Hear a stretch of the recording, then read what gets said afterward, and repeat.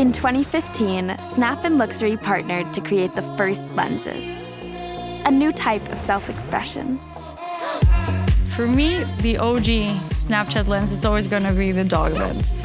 Then, we launched Lens Studio and invited developers to build with imagination. They can take what's in their head and bring it out into the real world. Build what makes you laugh.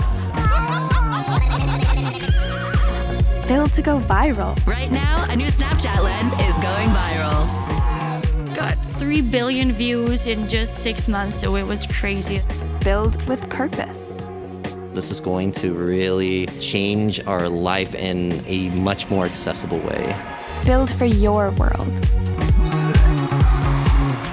And now with AI in spectacles, you can build the impossible.